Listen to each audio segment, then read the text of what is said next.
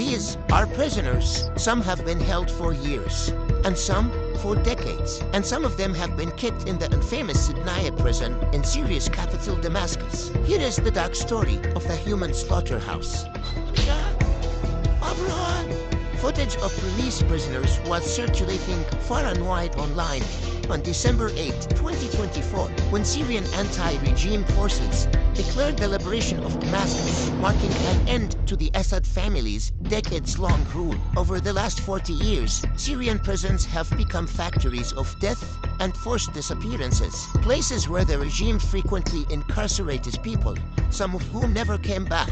Others who were released but had lost touch of reality due to psychological torture and trauma. First مكان فضينا كيف يفرو شامل شلون على تلفون كان ثانية فوفو أنت وين أنت وين إذا حولنا خلاص